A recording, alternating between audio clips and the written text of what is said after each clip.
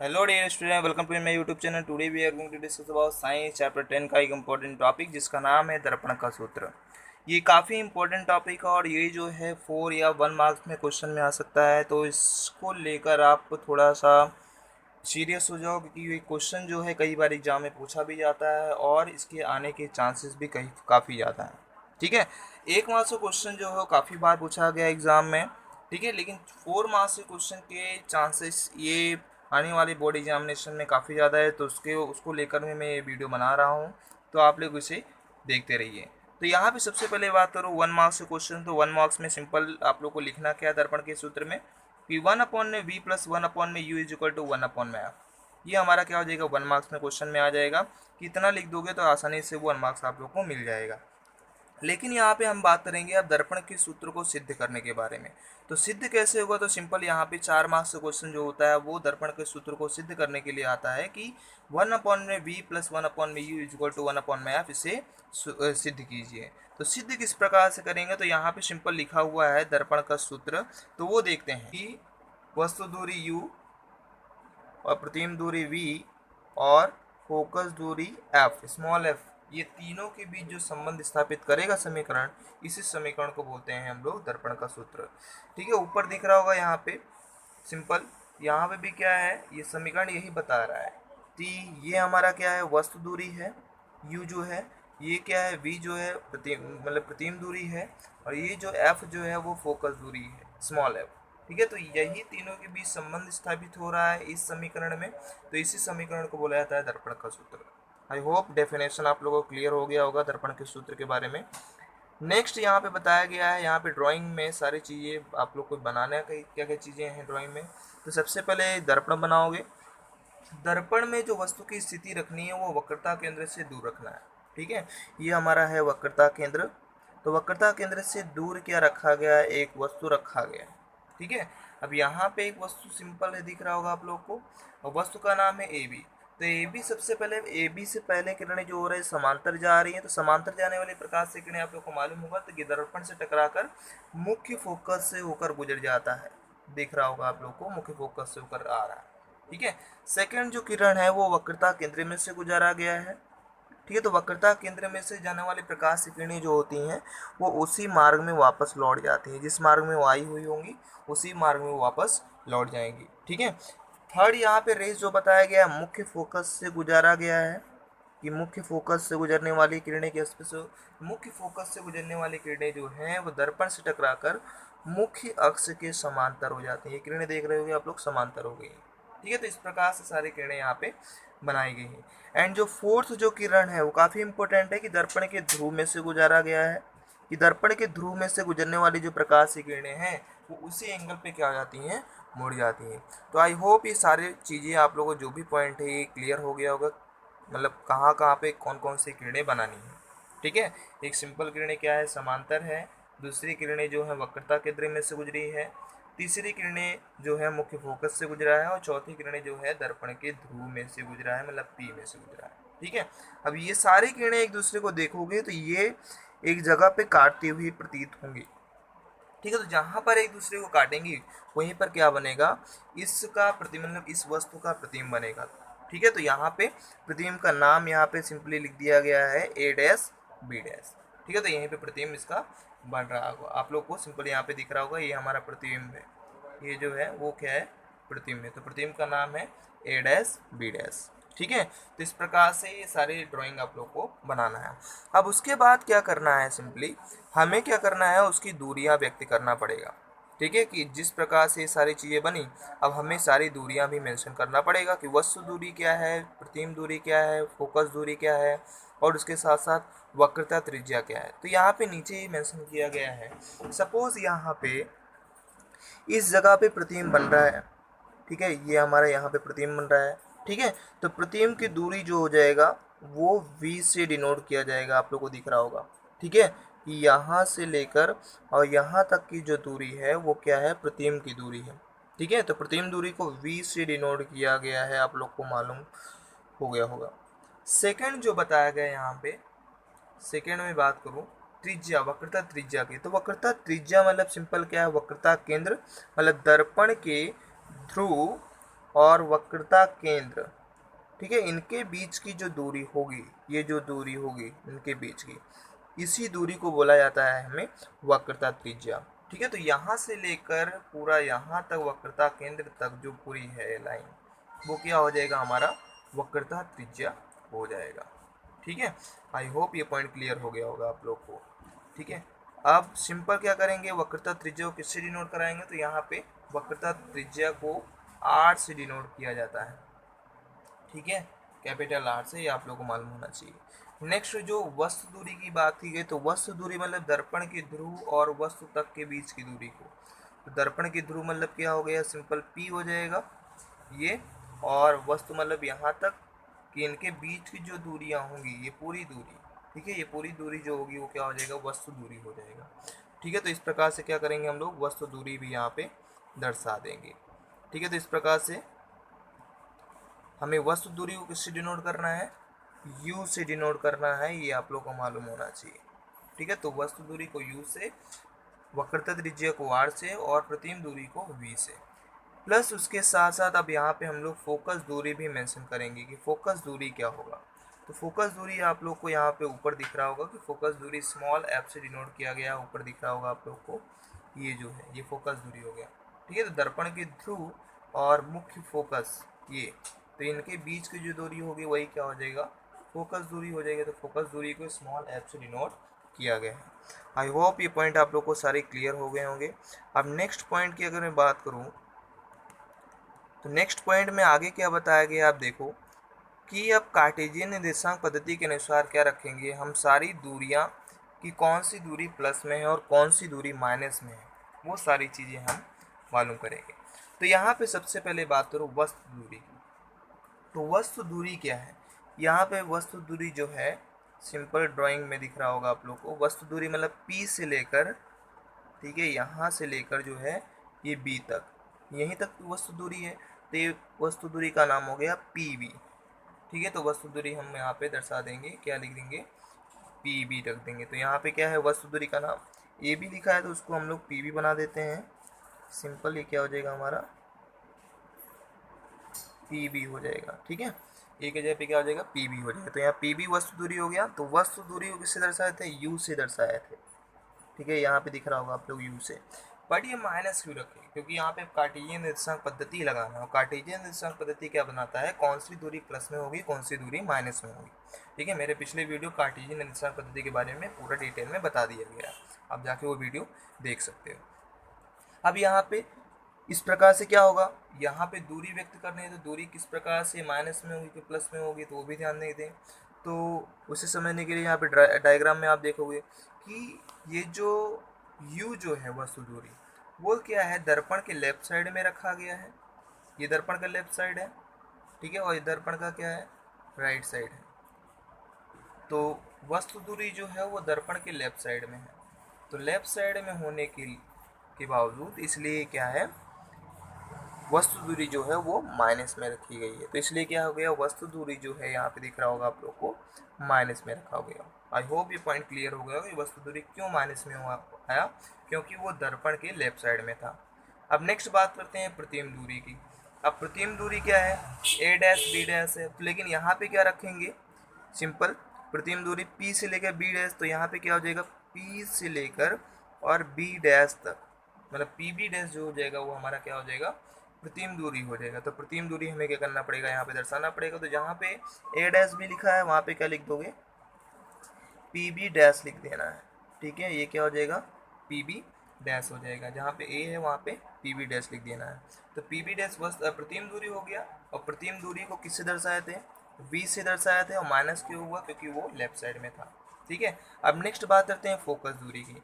ठीक है, तो फोकस दूरी क्या हो जाएगा, इस यहाँ पे P से लेकर F तक की दूरी को फोकस दूरी कहे थे।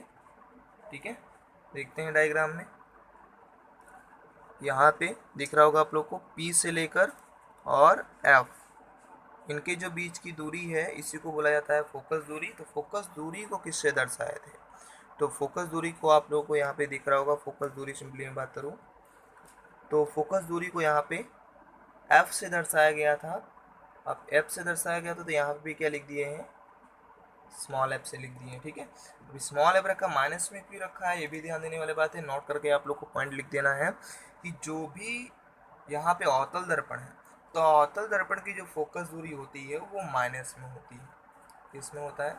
माइनस में होती है, वो ध्यान देने हैं। अगर उत्तल दर्पण रहेगा तो प्लस में होगा, और अवतल दर्पण है इसलिए क्या है ये माइनस में है, ठीक है। आई होप ये पॉइंट आप लोगों को क्लियर हो गया होगा। अब नेक्स्ट पॉइंट की मैं बात करूँ, नेक्स्ट पॉइंट में क्या बताया गया है, वक्रता त्रिज्या के बारे में। तो वक्रता त्रिज्या यहाँ पे आप लोग को दिख रहा होगा पी सी, मतलब वक्रता केंद्र और पी के बीच की दूरी को, तो पी से लेकर सी तक सिंपल यहाँ पे दिख रहा होगा पी सी, तो इनके बीच की दूरी को क्या कहता है? वक्रता त्रिज्या। तो वक्रता त्रिज्या को यहाँ पे आर से डिनोट किया गया है, और क्यू ये माइनस में है क्योंकि ये लेफ्ट साइड में है, यदि राइट साइड में होता तो क्या हो जाता? प्लस में हो जाता, ठीक है। आई होप ये कार्टेशियन निर्देशांक पद्धति के अनुसार जो भी प्लस और माइनस रखा गया है वो आप लोग को मालूम चल गया होगा। अब यहाँ पे हम लोग ड्राइंग में देखेंगे, ड्राइंग में हमें क्या मालूम चलेगा कि इसमें से कुछ त्रिभुज जो हैं वो क्या है? समरूप त्रिभुज है। तो इन त्रिभुजों को हम लोग अलग कर लेते हैं। तो कौन से त्रिभुज समरूप है? तो यहाँ पे डायग्राम में आप लोग को दिख रहा होगा कि यहाँ पे मैं बताता हूँ, ये आप लोग को दिख रहा होगा ए बी और पी, और दूसरा जो त्रिभुज है ए डैश बी डैश पी, ठीक है। ये दोनों त्रिभुज दिख रहा होगा आप लोग को, डायग्राम मैंने अलग कर लिया है, रेड कलर से मार्किंग कर दिया। तो ये त्रिभुज क्या है? एक दूसरे के समरूप हैं, ए बी पी और ए डैश बी डैश पी, ठीक है। तो इस समरूप त्रिभुजों को क्या करना है? हमें इनमें से अलग करके अलग एक नोड में बना लेना है। तो यहाँ पे सिंपली क्या करना है, अब चित्र से हमें स्पष्ट हुआ कि त्रिभुज समकोण त्रिभुज ए बी पी और ए डैश बी डैश पी क्या है? समरूप त्रिभुज है। समरूप त्रिभुज मतलब क्या होगा? दिखने में समान होंगे, ठीक है, और लेकिन हो सकता है आकार छोटा बड़ा हो सकता है। तो यहाँ पे डायग्राम में आप लोग को दिख रहा होगा कि ये जो डायग्राम मैंने इसी में से अलग किया है, ठीक है। ये जो डायग्राम है उसी में से मैंने अलग कर लिया है। तो डायग्राम इस प्रकार से मैंने बाहर निकाला है, तो इस प्रकार से दिख रहा है। तो एक त्रिभुज ये हो गया, नीचे दिख रहा होगा ये ए डैश बी डैश पी, और दूसरा त्रिभुज ये पूरा हो गया ए बी और पी, ठीक है। दोनों त्रिभुज क्या है? समरूप त्रिभुज है, ठीक है। अब समरूप त्रिभुज है तो क्या होगा? आप नियम लगाएंगे, अब इसे सॉल्व करेंगे न्यूमेरिकल तरीके से। तो आगे के प्रोसेस में क्या लिखना है? सिंपल कि यदि दर्पण का सूत्र अगर प्राप्त करना है तो हमें प्रतिबिंब के बट्टे में वस्तु लिखना पड़ेगा। तो यहाँ पे प्रतिबिंब का नाम क्या है? ए डैश बी डैश है, ठीक है। ये हमारा प्रतिबिंब था ए डैश बी डैश, तो यहाँ पे क्या लिख दिए? ए डैश बी डैश, और बटे में उसके बटे में लिखेंगे वस्तु, वस्तु का नाम है ए बी, ठीक है। तो प्रतिबिंब के बटे में क्या लिख दिए? वस्तु लिख दिया, आपको सिंपल दिख रहा होगा। तो यहाँ पे प्रतिबिंब के बटे में क्या हो गया? वस्तु हो गया, मतलब ए डैश बी डैश बटे में क्या हो गया? A B. अब प्रतिबिंब आया तो प्रतिबिंब दूरी आएगा, तो यहाँ पे क्या है? उसके सामने में प्रतिबिंब दूरी, ठीक है। और सिंपल वस्तु है तो वस्तु दूरी आया है, तो यहाँ पे वस्तु दूरी रख दिया गया है, ठीक है। तो प्रतिबिंब दूरी हो गया और वस्तु दूरी हो गया।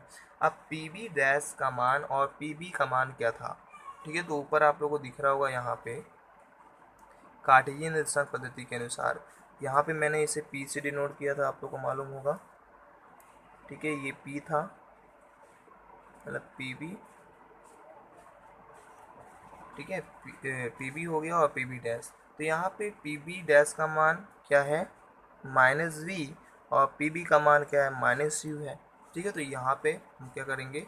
अब इस मान को वहाँ पे रखना है। तो यहाँ पे आप लोग को जो पी बी डैश है इसके जगह पे क्या रख दिए? माइनस वी, और पी बी के जगह पे हो गया माइनस यू, ठीक है। तो अब माइनस माइनस क्या हो गया? कैंसिल हो गया, ये दोनों माइनस क्या हो गया? कैंसिल हो गया। बचा क्या? v अपॉन में u, ये हमारा हो गया समीकरण नंबर 1, ठीक है। तो समीकरण नंबर 1 इसे नोट कर लेना है। अब समीकरण 2 प्राप्त करते हैं। तो समीकरण 2 कैसे प्राप्त होगा? सेम उसी प्रोसेस से। तो हमें और भी उसमें से त्रिभुज को क्या करना है? अलग करना है, और ऐसे त्रिभुज होना चाहिए जो समरूप हो। तो समरूप त्रिभुज अब पिछले ड्राइंग में देखते हैं, तो और भी इसमें से एक और त्रिभुज क्या है? समरूप है। तो वो कौन सा त्रिभुज है? ठीक है, अब इसमें से डायग्राम में अलग करता हूँ। सिंपल ए बी सी और दूसरा ए डैश बी डैश सी, ये आप लोगों को दिख रहा होगा कि ए बी सी और ए डैश बी डैश सी जो है वो समरूप त्रिभुज है। ठीक है, अब समरूप त्रिभुज क्या कर देंगे, इसमें से हमें अलग करना पड़ेगा। तो अलग कर देंगे तो अलग करने पर डायग्राम कैसे नज़र आएगा, इस प्रकार से कि समकोण त्रिभुज जो ए बी सी हैं और ए डैश बी डैश सी हैं वो क्या है, समरूप है। तो समरूप त्रिभुज को मैं अलग किया तो इस प्रकार से मुझे डायग्राम यहाँ पे दिख रहा होगा, ये डायग्राम अलग करते हुए मुझे नज़र आया, ऐसा डायग्राम हमें नज़र आएगा। ठीक है, तो इस डायग्राम में आप क्या करेंगे, प्रतिम के बट्टे में वस्तु लिखेंगे। तो प्रतिम का नाम क्या है यहाँ पे, ए डैश बी डैश, और वस्तु का नाम क्या है, ए बी है। ठीक है, तो हम क्या कर देंगे, यहाँ पे प्रतिम के बट्टे में क्या लिख देंगे, वस्तु लिख देंगे। तो यहाँ पे सिंपली लिखा हुआ है ऊपर आपको दिख रहा होगा कि प्रतिम के बट्टे में क्या हो गया, वस्तु हो गया। तो प्रतिम के बट्टे में वस्तु आया तो क्या होगा, प्रतिम दूरी आएगा और वस्तु दूरी आएगा। तो यहाँ पे प्रतिम दूरी क्या हो जाएगा, प्रतिम दूरी क्या हो जाएगा, सी बी डैश होगा, ये वाला दिख रहा होगा आप लोग को, ये जो है सी बी डैश जो प्रतिम दूरी होगा, तो प्रतिम दूरी सी बी डैश हो गया। और वस्तु दूरी क्या हो जाएगा, ये वाला पार्ट। ठीक है, ये वस्तु का भाग है तो ये वस्तु दूरी क्या हो गया, सी बी हो गया। तो सी बी डैश अपॉन में सी बी हो गया, ये हमारा क्या हो गया, प्रतिम दूरी और वस्तु दूरी इस डायग्राम के अनुसार मुझे निकला। लेकिन सी बी डैश और सी बी का मान जो है कार्टेशियन दिशा पद्धति के अनुसार नहीं दर्शाया गया था। ठीक है, ऊपर की अगर मैं बात करूँ तो यहाँ पे सी बी डैश और सी बी ऐसा कोई भी मान यहाँ पे नहीं दिख रहा होगा आप लोग को यहाँ पे। ठीक है, तो ये मान तो नहीं है, लेकिन ये मान कैसे हमें मालूम चलेगा, तो उसके लिए चीज़ करना पड़ेगा। तो यहाँ पे आप लोगों को दिख रहा होगा सी बी डैश कैसे मालूम होगा, यदि मैं पी सी में से पी बी डैश माइनस कर दूँगा, मतलब ये पी और सी टोटल दूरी में से मैं अगर यहाँ तक पी बी डैश माइनस कर दूँ तो ये दूरी मुझे सी बी डैश मिल जाएगी। ठीक है, तो मुझे क्या करना पड़ेगा, पी सी में से पी बी डैश माइनस करना पड़ेगा। तो इस प्रकार से क्या हो जाएगा, माइनस आर और माइनस पी बी डैश का मान क्या था, माइनस यू था। ठीक है, और इस प्रकार से क्या हो गया, सी बी डैश का मान क्या हो गया, माइनस आर, और माइनस माइनस मतलब माइनस माइनस क्या हो गया यहाँ पे, प्लस हो गया। तो क्या हो गया, सी बी डैश का मान मालूम चल गया, माइनस आर प्लस बी। ठीक है, अब नेक्स्ट सी बी का मान निकालते हैं। तो सी बी का मान कैसे निकालेंगे, तो सी बी का मान निकालने के लिए क्या करेंगे, पी बी में से पी सी माइनस करेंगे, ये वाला प्रोसेस करना पड़ेगा। मतलब टोटल में से पी बी में से, टोटल में से मुझे क्या करना पड़ेगा, ये पी सी पूरा माइनस करना पड़ेगा, तब जाके क्या मिलेगा, ये सी बी मिलेगा। ठीक है, तो इस प्रकार से सी बी मालूम करेंगे तो सी बी इस प्रकार से मालूम हो जाएगा। तो सी बी मालूम करना, अब यहाँ पे क्या करेंगे, माइनस पी बी का मान क्या है, माइनस यू है, और पी सी का मान माइनस आर है, बीच में माइनस सही है। तो माइनस यू और माइनस माइनस क्या हो गया, प्लस हो गया, तो प्लस आर हो गया। तो सी बी का मान क्या हो गया, माइनस यू प्लस आर हो गया। आई होप ये पॉइंट आप लोगों को क्लियर हो गया होगा एकदम अच्छे तरीके से। अब नेक्स्ट सी बी डैश और सी बी का मान मालूम चल गया है, क्या है सी बी का मान क्या है और सी बी डैश का मान क्या है। अब उसमें क्या करना है, ऊपर वाले समीकरण में इसे रख देना है। तो इस प्रकार से ए डैश बी डैश बटे में ए बी बराबर क्या मिल गया, इस अगर यहाँ पे इसका मान अगर हम लोग इसमें रख दें, सी बी डैश और सी बी का मान, तो क्या हमें मालूम चलेगा कि ए डैश बी डैश बटे में ए बी का मान क्या आया होगा, माइनस आर प्लस बी और बटे में माइनस यू प्लस आर। ये हमारा समीकरण नंबर 2 हो गया। तो इतना इस प्रकार से समीकरण नंबर 2 सॉल्व करना है। ठीक है, अब क्या करना है, समीकरण नंबर 1 और समीकरण नंबर 2 की क्या करेंगे, तुलना करेंगे। तो तुलना करने पर क्या हुआ, लिख देंगे simply minus v plus v upon में यू और is equal to minus r plus b और माइनस यू प्लस आर। ठीक है, तो इस प्रकार से क्या कर देंगे, ये लिखना है।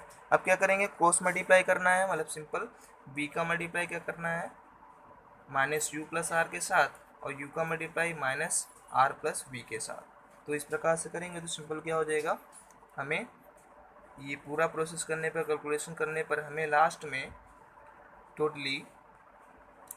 करने पर हमें क्या मिलेगा, v प्लस यू।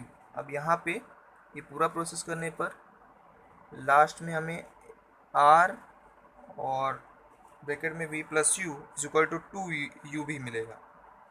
ठीक है, अब यहाँ पे इसको क्या करेंगे आप, यू भी को इसके बटे में ले आएंगे, आर को इसके बटे में लेके चले जाएंगे, तो क्या मान मिलेगा, तो यहाँ पे क्या हो जाएगा, u plus v plus u is upon में u b is equal to 2 upon में आर हो जाएगा। इतना मान हमें इतना प्रोसेस करने के बाद मिलेगा। अब क्या करेंगे, यू बी जो है यहाँ पे आप लोग को दिख रहा होगा, ये यू बी जो है दोनों में है, मतलब वी अपॉन में यू बी है और यू अपॉन में यू बी है। ठीक है, तो ये दोनों प्रोसेस करेंगे, तो दोनों प्रोसेस करने के बाद क्या मिलेगा, पूरा कैलकुलेशन करने के बाद ये किया, अब इसमें से v और v कैंसिल हो गया ऊपर नीचे से। ठीक है, और यहाँ पे यू यू कैंसिल हो गया।